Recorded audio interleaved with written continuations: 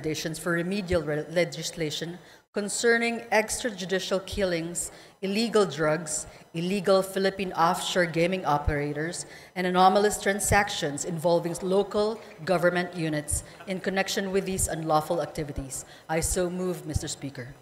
Is there any objection to the motion of the Majority Leader? The Chair hears none. The motion is approved.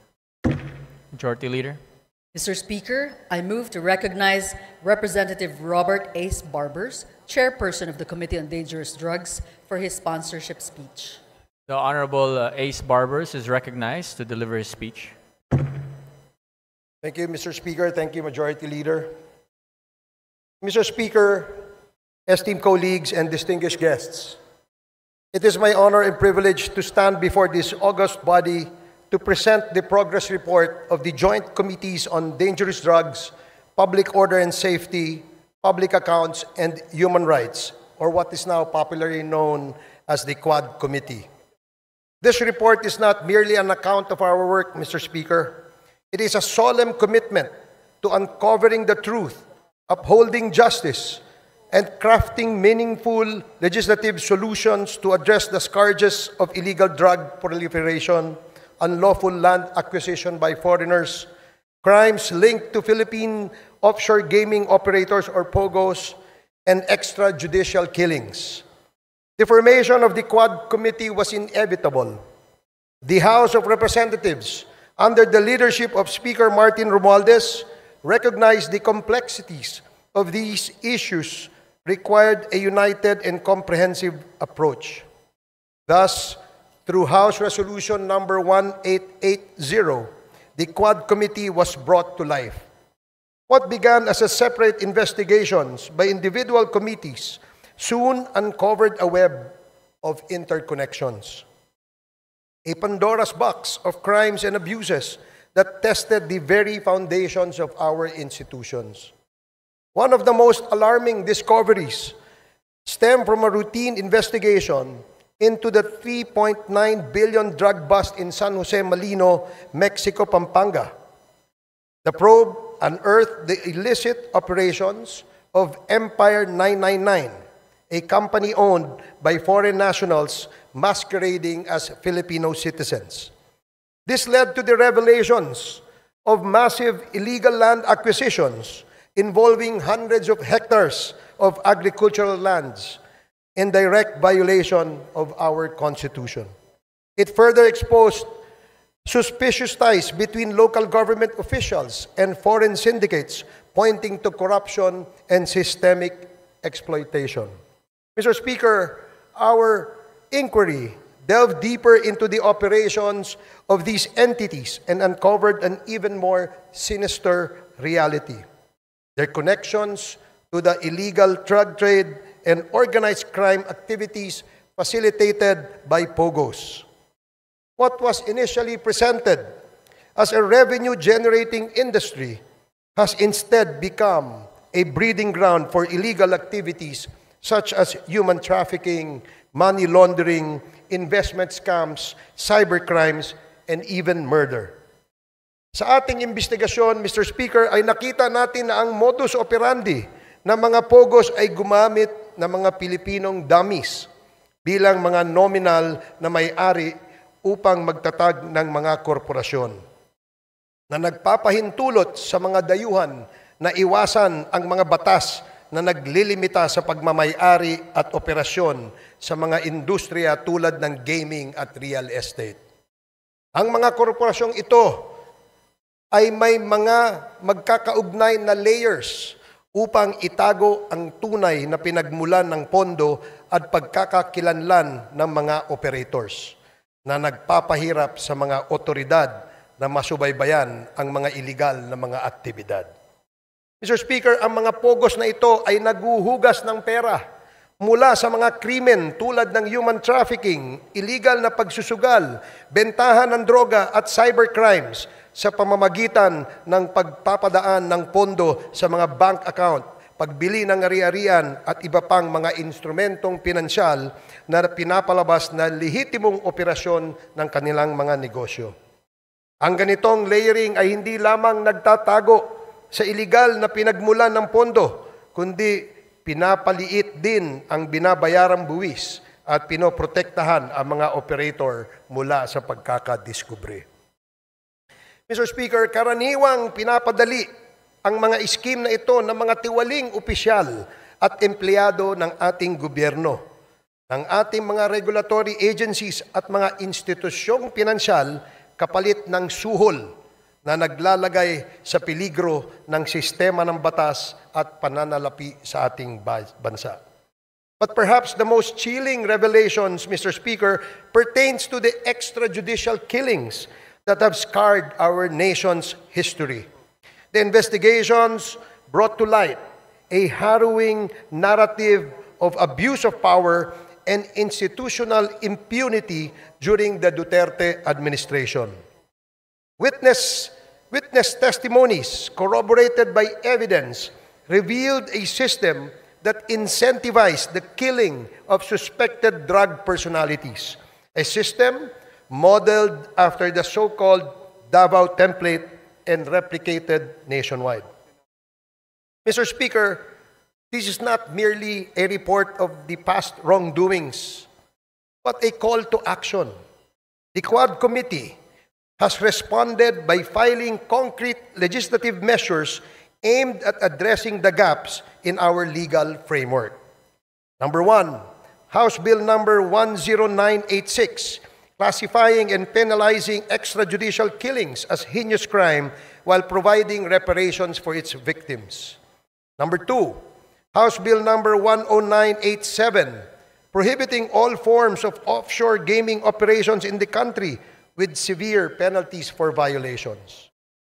Number 3, House Bill number 11043, allowing civil forfeiture of unlawfully acquired real estate properties by foreign nationals.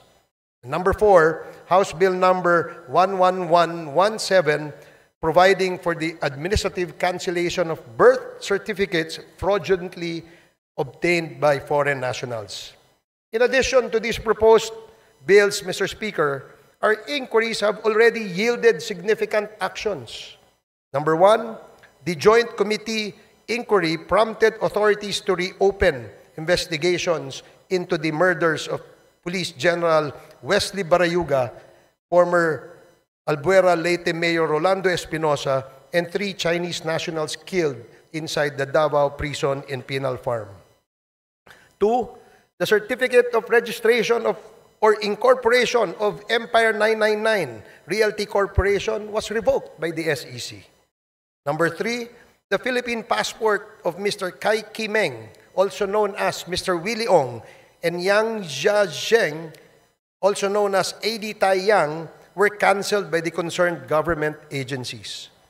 The findings of the Joint Committee led to the filing of legal cases against Go Waping, also known as Alice Leal Go, including charges of human trafficking and graft and corruption. Number 5, the chairperson of the PAOK directed the Anti-Money Laundering Council to file for court-issued freeze orders or provisional asset preservation orders against assets linked to unlawful activities. These include the following corporations: Lucky South Limited Corporation, Whirlwind Corporation, Biancham Holdings and Trading Incorporated, Empire 999 Realty Corporation, Sunflare Industrial Supply Corporation, Yatay Industrial Park Incorporated, Mexico 999 Industry Realty and Development Corporation. These actions underscore the progress achieved through our investigations in addressing systemic crimes and abuses.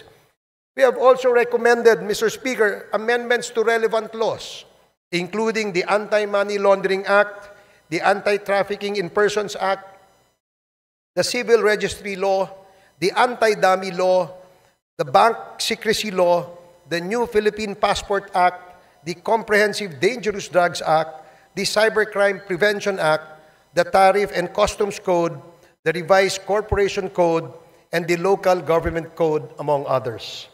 Mr. Speaker, in total, we have recommended at least 30 proposed legislations, and these measures aim to strengthen our legal frameworks and ensure that such abuses and misdeeds are prevented in the future. The Quadcom likewise recommends the filing of appropriate charges against the following. Number 1, personalities linked to the illegal drug trade, particularly those implicated in the seizure of 360 kilograms of shabu in Mexico, Pampanga. Kai Meng, alias also known as Willie Ong, Yang Jiazheng, also known as Edi Taiyang, Mayor Teddy Tumang, and all the incorporators of Empire 999. Number 2, perpetrators of crimes against humanity under Section 6 of Republic Act 9851 or the Philippine Act on Crimes Against International Humanitarian Law, Genocide, and Other Crimes Against Humanity. Former President Rodrigo Roa Duterte, Senator Roland Bato de la Rosa, Senator Christopher Lawrence Bongo, former PNP Chief Oscar David Albayalde, former PNP Chief Debold Sinas, Police Colonel Royina Garma, Police Colonel Edilberto Leonardo, and Hermina Muking Espino. Number 3, the co-conspirators in the murder of Chu Kintung, Li Lanyang, and Wong Mengpin, the 3 Chinese nationals killed inside the Davao Penal Prison and Penal Farm on August 13 of 2016. Former President Rodrigo Roa Duterte, Police Colonel Royina Garma, Police Colonel Edilberto Leonardo, SPO4 Arthur Narsolis, and Superintendent Gerardo Padilla. Number 4, individuals involved in the murder of General Wesley Barayuga, Police Colonel Royina Garma, Police Colonel Edilberto Leonardo, Police Lieutenant Colonel Santi Mendoza, former PNP officer Nelson Mariano, PSMS Jeremy Tox Kausapin, and 1 alias Loloy. Moreover, Mr. Speaker, further investigations should be conducted against, but not limited to, the following individuals. Number 1, personalities implicated in the illegal drug trade in relation to the revelations provided by resource persons Jimmy Guban and Mark Taguba, Representative Paulo Duterte, Councilor Nilo Abilera Jr., Mr. Paul Gutierrez, Mr. Benny Antiporda, Mr. Jojo Bacud, a certain Tita Nani, and Mr. Allen Capuyan. Number 2, personalities identified to be involved in the illegal drug trade during the course of the legislative hearings: Hong Ming Yang, also known as Michael Yang; Wei Xiong Lin, also known as Alan Lim; Charlie Tan, and Mr. Sammy Uy. Number 3, personalities involved in POGO-related illegal activities: Attorney Herminio Harry Roque Jr., Catherine Cassandra Leong, Go Waping, or also known as Alice Leal Go, Yang Jian Sin, also known as Tony Yang, and Hong Jiang Yang, the younger brother of Tony Yang and Michael Yang. Mr. Speaker, our work is far from over. The Quad Committee's progress thus far is a testament to what we can achieve when we confront corruption and criminality with courage and resolve. However, it also underscores the magnitude of the challenges we face. This is a defining moment for this Congress, Mr. Speaker. It is an opportunity to uphold the rule of law, protect our nation's sovereignty, and deliver justice to those who have been wronged. I urge my fellow legislators to give this report the attention it deserves and to support the proposed measures that will ensure these injustices are never repeated. Together, let us take the necessary steps to restore faith in our institutions and reaffirm our commitment to the Filipino people. Maraming salamat and Merry Christmas, Mr. Speaker. Thank you very much. Majority Leader. Mr. Speaker, I move to recognize Representative Bienvenido M. Abante Jr., Chairperson of the Committee on Human Rights, to deliver his sponsorship speech. The Honorable Abante is recognized to deliver his sponsorship speech. Thank you, Mr. Speaker. Honorable Speaker, and distinguished colleagues in Congress, at lahat po ng ating mga kababayan na nakikinig dito at sa ating website ngayong hapon na ito. Gusto ko lang pong sabihin unang-una, Mr. Speaker, the time of reckoning has come. Nakalagay po sa Matthew chapter 7 and verse number 2. For with what judgment ye judge, ye shall be judged. And with what measure ye meet, it shall be measured to you again. Kung iniisip po natin na magagawa mo ang gusto mong gawin, na hindi mo sinusunod ang saligang batas, dahil nasa kapangyarihan ka, nais kong sabihin, Mr. Speaker, na matatapos din ang mga bagay na yan at ikaw ay hatulan ng taong bayan.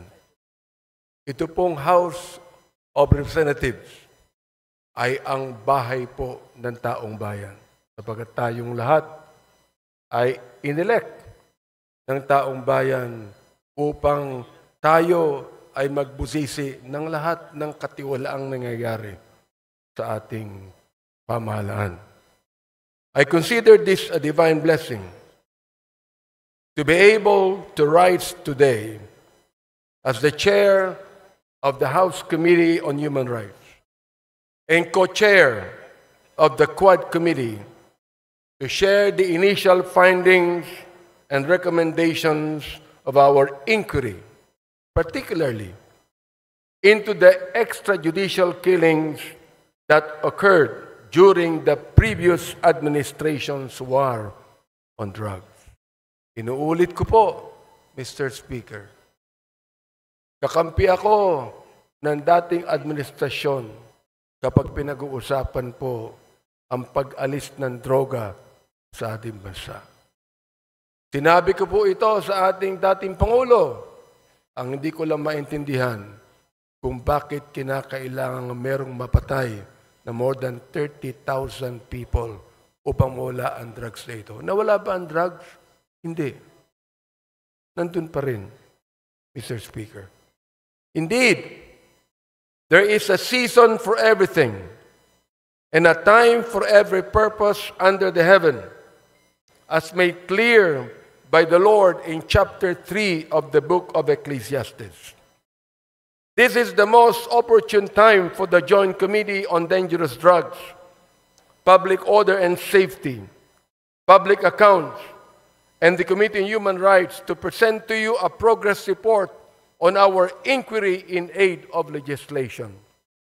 After 13 rigorous and thorough hearings of the so-called Quad Committee, we are confident that we have gathered substantial findings backed by competent evidence to make the requisite recommendations to this legislative body and to the appropriate government agencies for appropriate and decisive action.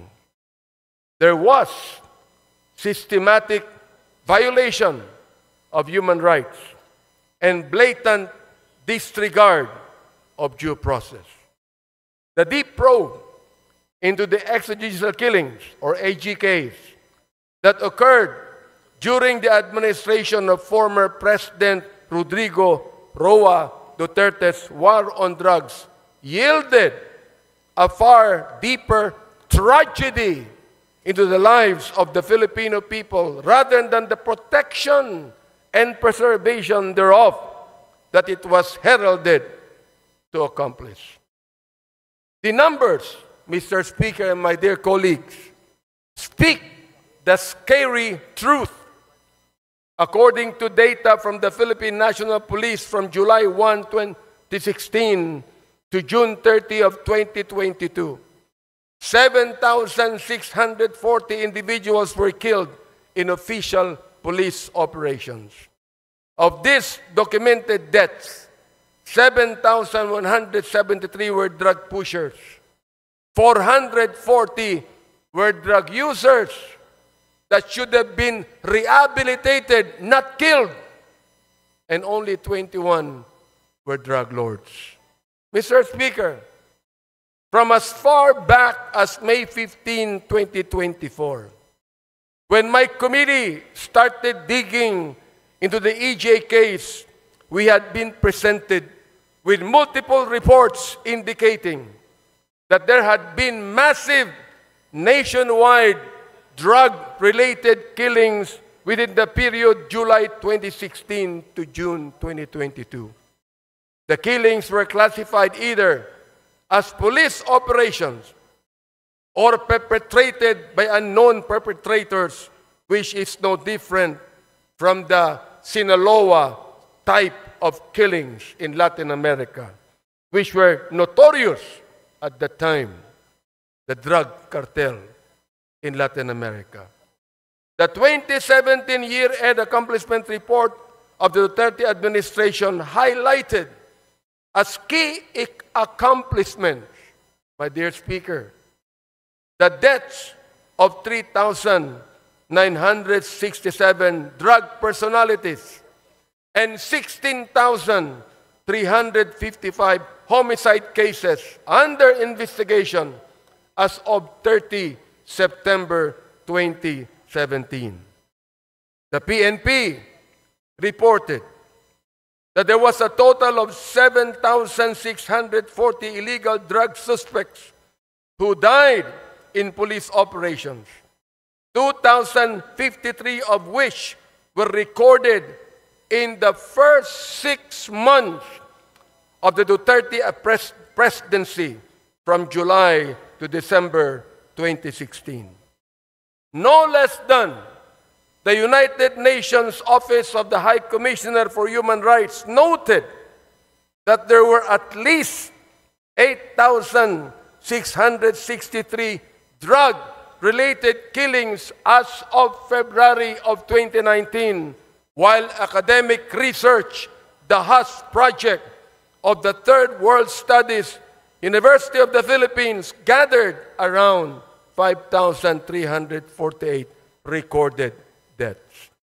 The Free Legal Assistance Group cited unassailable data in a Supreme Court and Bank extended resolution that indicated that the Duterte administration's anti-drug war from July 1, 2016 to November 27, 2017 recorded a staggering total of 20,322 deaths, or a daily average of 39.46 deaths. Mr. Speaker, and my dear colleagues, was the war on drugs truly aimed at dismantling the drug syndicates and put an end to this illegal and immoral trade?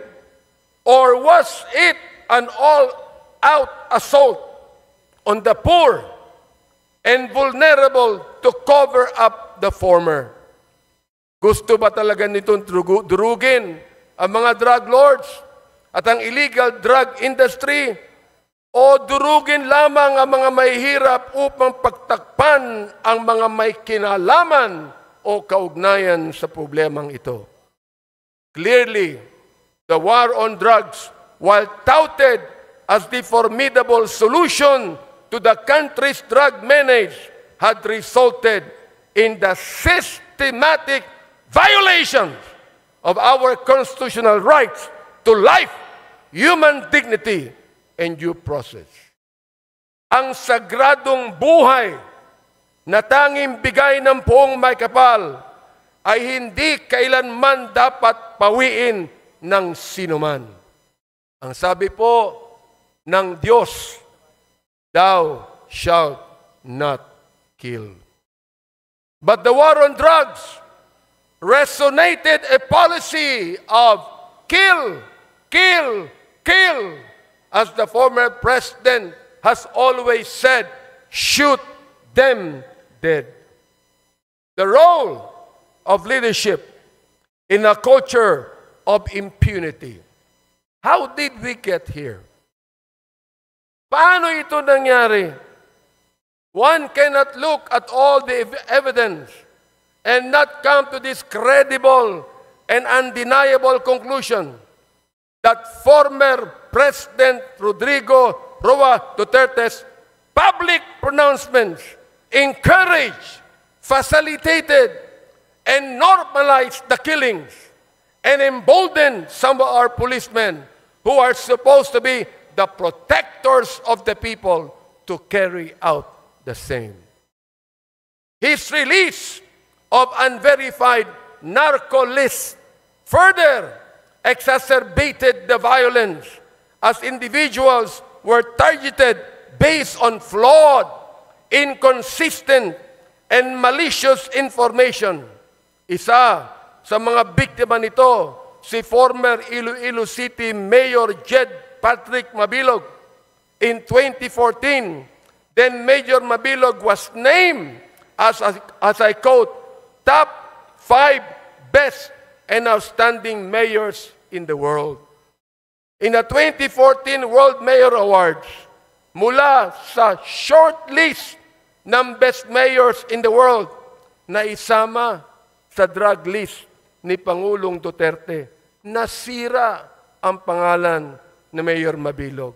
He was forced to relocate himself and his family to a foreign land, and he was threatened with death, all because of unverified, unreliable list.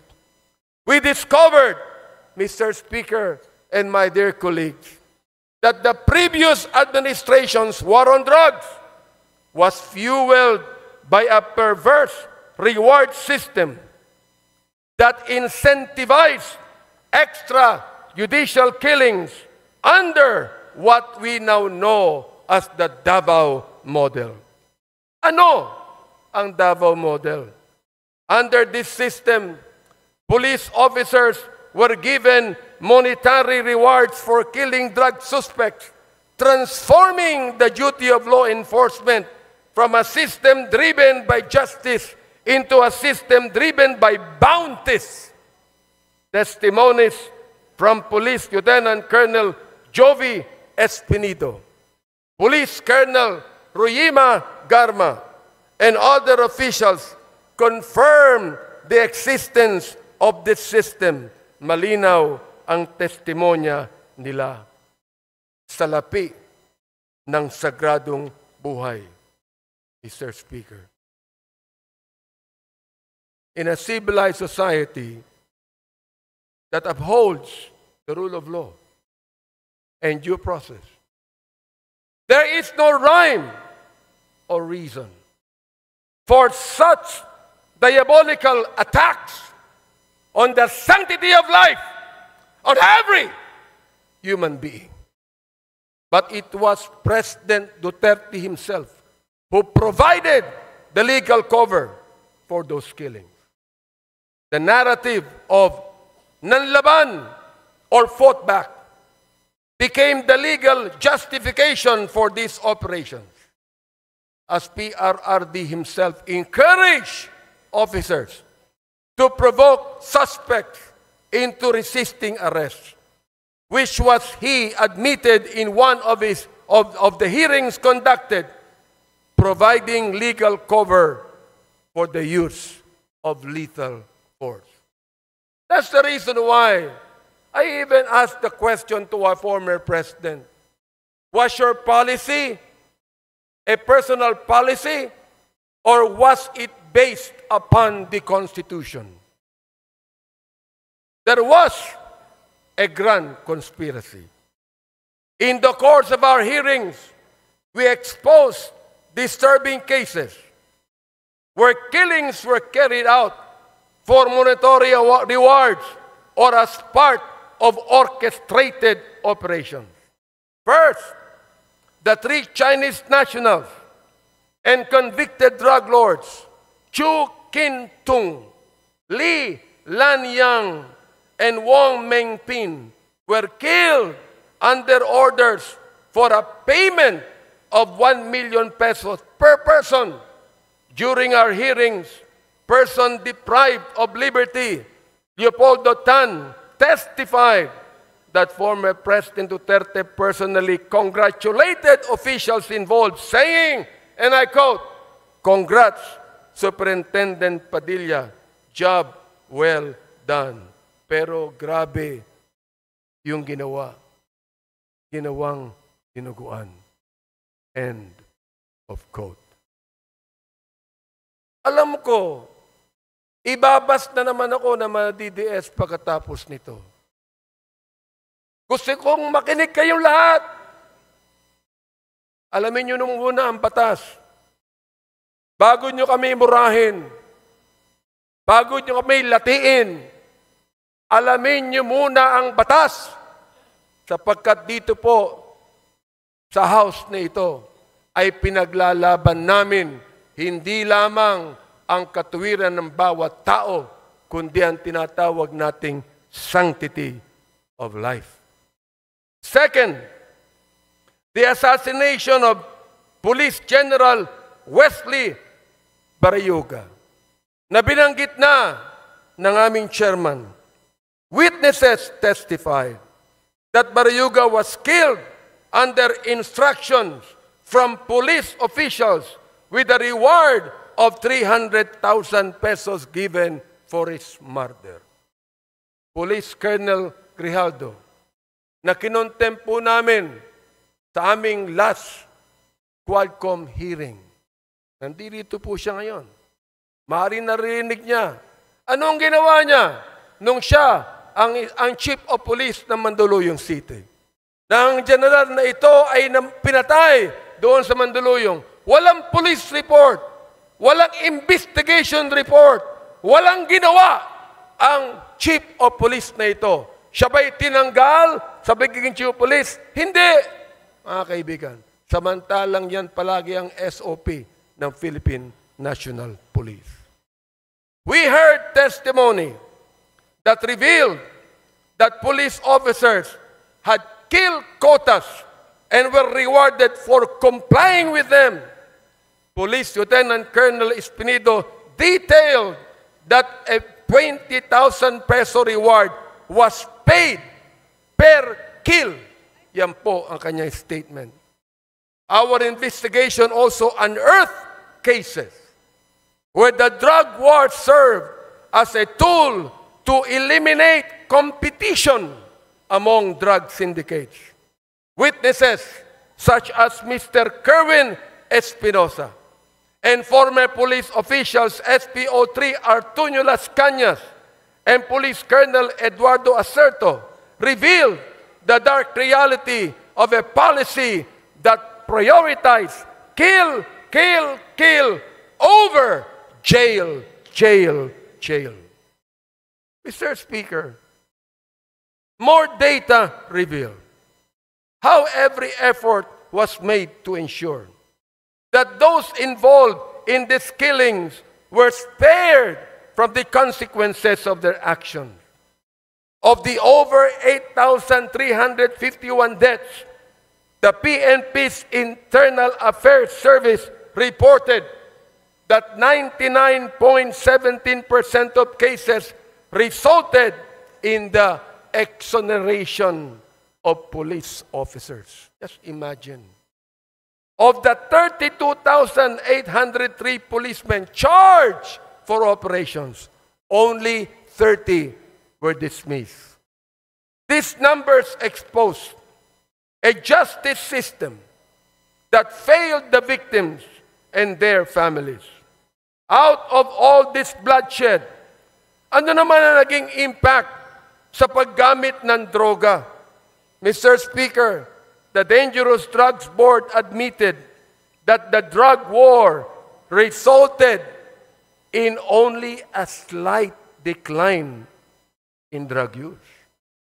The figure of 4 million drug users that former President Duterte cited at the start of his term had no verified basis.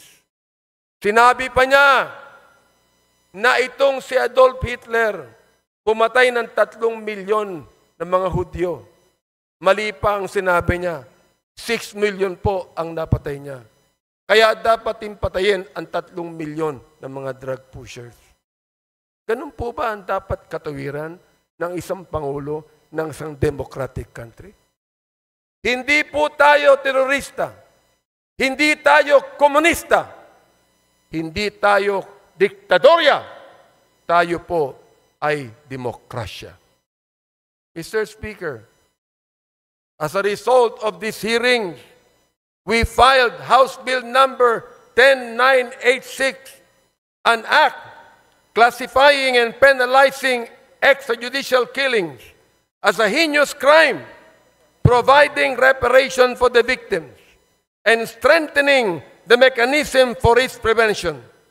This bill, otherwise known as the Anti-Extrajudicial Killing Act, defines extrajudicial killing as any killing other than that imposed by the state pursuant to the provisions of the Constitution on heinous crimes, or a deliberate and arbitrary killing of any person not authorized by a previous judgment pronounced by a competent court, committed by a public officer, personal authority, agent of a personal authority, or any person who is acting under the actual or apparent authority of the state. Under this measure, extrajudicial killing is classified as a heinous crime, punishable by life imprisonment. Monetary reparation between 250,000 pesos to 500,000 pesos, as well as a non-monetary reparation, will be granted to victims and their families to be determined by the extrajudicial killing claims board proposed under the bill. Sana po maging batas na po ito. Next, we recommend the passage of a death in custody or under Police Operations Act. This will institutionalize official recording and reporting of deaths during police operations in custody with mandatory annual reports as submitted to Congress, DOJ, and the CHR. The establishment of a national interagency investigative body, an independent agency tasked to investigate EJKs and the other human rights abuses committed by state and non-state actors. The creation of an independent international affairs service that is autonomous to ensure accountability free from the PNP influence. We also recommend the filing of appropriate charges against officials responsible for these atrocities. We recommend that cases be filed under Section 6, Crimes Against Humanity, under the International Humanitarian Law, Republic Act 9851, against former President Rodrigo Roa Duterte, Senator Ronald Bato de la Rosa, former PNP Chief Oscar David Albayalde, and former PNP Chief De Bolsinas, among others. We also recommend reparations for victims of EJKs, strengthening the Commission on Human Rights, and enacting prevention measures to ensure that none of these horrendous abuses to human rights will ever happen again. Mga kababayan, as stewards of justice and as the representatives of our people, it is our moral and sacred duty to hold the perpetrators accountable and to uphold the value of every human life. Nais ko sang sabihin sa inyo na ang distrito ko po ay drug-free. Pero walang napatay. Kahit isa. Pwede naman pala eh. Pwede naman pala na ang isang syudad, ang isang bayan, ang isang distrito, pwedeng mawala ang drugs na hindi mo kinakailangan pumatay. Mga kaibigan, my dear speaker, my dear colleagues, I know that this is a season of giving, love, and forgiveness. And may this also be a season of healing, but never giving up on justice and truth. Maraming salamat po at maligayang Pasko sa inyong lahat.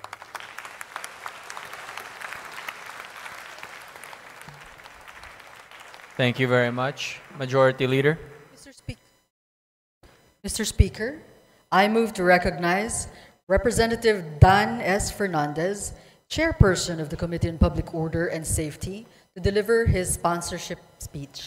The Honorable Dan Fernandez is recognized to deliver his sponsorship speech. Thank you so much, Mr. Speaker. Maraming po salamat at don't worry, maikli lang po to, hindi katulad nung kay Chairman Abante na napakahaba at napaka-emotional. Mr. Speaker, distinguished colleagues and guests in the plenary hall, magandang hapon po sa ating lahat. It is my honor to present, together with my co-chairs of the Joint Committee comprising the Committee, Dangerous Drugs, Public Order and Safety, Human Rights and Public Accounts, also known as the Comm. This progress report outlining the facts established, evidence gathered, actions taken, and recommendations for remedial legislation concerning extrajudicial killings, illegal drugs, illegal Philippine offshore gaming operators, and anomalous transactions involving local government units in connection with these unlawful activities. To date, the Joint Committee has conducted 13 public hearings and has obtained numerous testimonies of witnesses and documentary evidence in the course of its inquiry. Mr. Speaker, the Joint Committee has identified compelling evidence that necessitates prompt and decisive legal action by the appropriate government agencies, as well as urgent legislative intervention to enact laws and policies that will effectively address these critical issues. With respect to POGOs, the Joint Committee found a discernible pattern regarding their creation and operation. It starts with foreign nationals using fake documents to acquire Filipino identities, followed by land acquisition to establish POGO facilities. The construction of several buildings worth billions of pesos, the execution of lease agreements between two corporations with interlocking ownerships, followed by the application for POGO license with the Philippine Amusement and Gaming Corporation. This was also established that criminal syndicates composed of Chinese nationals pretending to be Filipino citizens operate within the country and are responsible for various criminal activities facilitated through POGOs, including human trafficking, internet scams, and money laundering. Some of these Chinese nationals have links to the drug trade. These POGO companies include Hongsheng Gaming Technology in the Baofu compound in Bamban, were facilitated by Go Waping, also known as the former Bamban Mayor Alice Guo. Lucky South 99, situated in the Whirlwind Corporation, leased property in Porac, Pampanga, identified with Catherine Cassandra Leong and Attorney Herminio Harry Roque Jr. At kasama rin po dito si Sean Wei Technology owned by Alan Lim, also known as Wei Xiong Lim, together with his wife, Rose Nonolin. The findings of the Joint Committee have led to the filing of cases against Guo Waping, Catherine Cassandra Leong, and Attorney Harry Roque, and several other Chinese and Filipino incorporators of POGO companies for qualified human trafficking. Money laundering cases have also been lodged against them. Aside from Guo, Ong, and Roque, the Joint Committee recommends that criminal investigations be commenced to look into the involvement of other key personalities such as Hong Ming Yang, also known as Michael Yang, his elder brother Yang Jian-sin, also known as Tony Yang, and spouses Alan Lim and Rose Nono Lin into illegal POGO activities. As a result of the joint hearings, the Anti-Money Laundering Council was directed to apply with the court for the issuance of a freeze order covering the assets related to the unlawful activities of Lucky South 99, Whirlwind Corporation, and Bian Cham Holdings. Furthermore, as a result of the findings into the illegal activities of POGOs, this representation and fellow members of the Joint Committee filed House Bill number 10987, or the proposed Anti-Offshore Gaming Operations Act.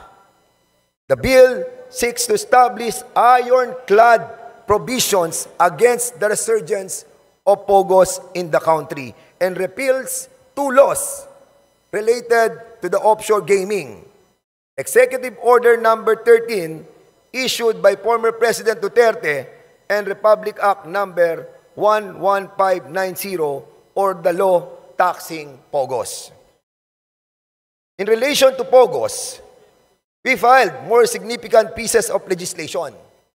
House Bill number 11043, which seeks to provide for a civil forfeiture in favor of the state of any unlawfully acquired real estate properties by any foreign national.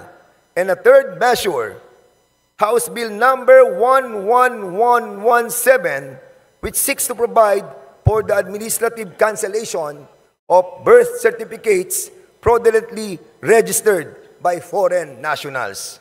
The Joint Committee has recommended several other remedial legislations, including the following: Amendment to Republic Act number 9487, further amending Presidential Decree number 1869, otherwise known as the Charter of the Philippine Amusement and Gaming Corporation, so that POGCOR shall have the exclusive authority to authorize, license, and regulate games of chance.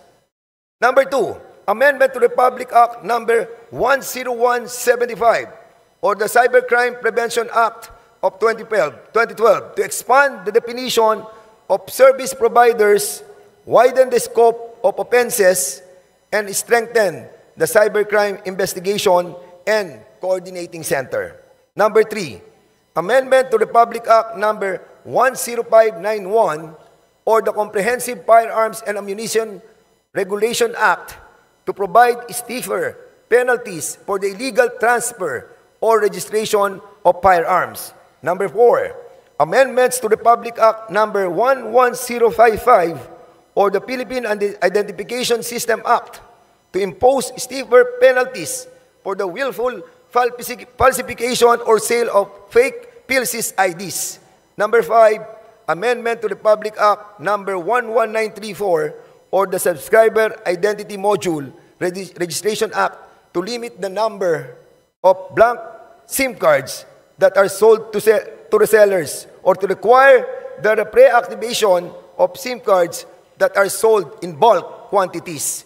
And lastly, amendment to the Charter of the PBDEC Industrial Authority, to empower the corporation to fully exercise its visitorial and inspection powers over all locators and service providers operating inside the industrial state located in the municipalities of Tagoloan and Villanueva in Misamis Oriental. Mr. Speaker, beyond these legislative initiatives, beyond the possible filing of cases, I wish to highlight the suffering and abuse that many trafficking victims have endured at the hands of these evil POGO operators. The trauma, their deaths, can never be rectified by laws alone. We must fight to ensure that they obtain justice and are afforded counseling and rehabilitation. Let us not leave them by the wayside.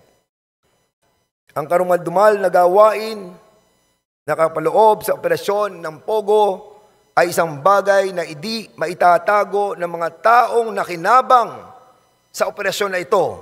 Politiko, negosyante, mga banyaga at marami pang iba.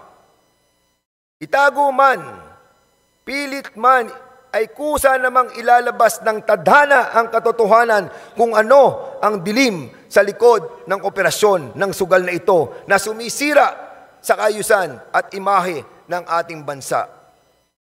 Ang mga buhay na mapabanyaga man o lokal nating kababayan na kinuha ang kanilang buhay ng mga mapag-abusong tagapamahala ng mga pogo ay ibinubulid na ang kaluluwa sa impyerno. Direct and indirect participation in the operation of POGO must pay the price. Di po pwede nakalimutan na natin ang nakaraan at mag-move forward na tayo. We hope that the Executive Department, Mr. Speaker, through our President, Ferdinand Bongbong Marcos, will give justice to the families of the innocent people who are all victimized by these greedy crooks whose sole objective was to enrich themselves with POGO money. Tapos na po ang mapag-abuso na kalakaran sa operasyon ng POGO. We are in the process of cleaning and wiping out the remnants of a bad memory that will linger in the minds of our people. We must strive to bring back to our country the respect that was lost due to the legalization of the POGO operations, and tell the whole world that this tiny nation that is living in peace and harmony has fought and won against the corruption, the atrocities, and the evilness of POGO. Finally, Mr. Speaker, we offer this progress report to our countrymen, many of whom have tirelessly followed our hearings and have placed their trust in the Quadcom. Taus-puso po ang aming pasasalamat sa inyong walang sawang pagsubaybay, sa inyong buong suporta at tiwala. We stand with you in the pursuit of truth and justice. Maraming salamat po. Thank you very much. Majority Leader. Mr. Speaker, I move to recognize Representative Joseph Stephen Carapsas Paduano, Chairperson of the Committee on Public Accounts, to deliver his sponsorship speech. Representative Paduano is recognized to deliver his sponsorship speech. Thank you, Mr. Speaker. Thank you, Majority Floor Leader. Mr. Speaker, my dear colleagues, ladies and gentlemen, good afternoon. Mr. Speaker, before I proceed, once again, let me remind my co-chair, Chairman Abante and Chairman Dan Fernandez, for not once again following our agreement, for not exceeding at least the maximum 10 minutes in their speech. Mr. Speaker, at the outset, I would like to express my gratitude to the leadership for allowing me to be a part of this endeavor, which I believe will greatly contribute to the nation. It is truly a great privilege to serve the country. The Joint Committee has conducted 13 public hearings and has obtained numerous testimonies of witnesses and documentary evidence in the course of its inquiry. After a thorough review of the pertinent information within each possession, the Joint Committee has identified compelling evidence that necessitates prompt and decisive legal action. On the part of the Committee on Public Accounts, this began with this investigation into the anomalous property transactions in Mexico, Pampanga, particularly those involving former Mayor Teddy Tumang and his assistant, Mr. Roy Gomez. It is now still at large because of the contempt order coming from my committee. The name of a certain Eddie Tayang surfaced, who sold land to the municipality of Mexico, Pampanga, at artificially inflated prices. In collusion with the local officials, Mr. Young purchased agricultural land, then had it reclassified as commercial, industrial, to increase its value despite lacking the necessary legal requirements. To give you an idea, Mr. Speaker, the parcel measures 10,000 square meters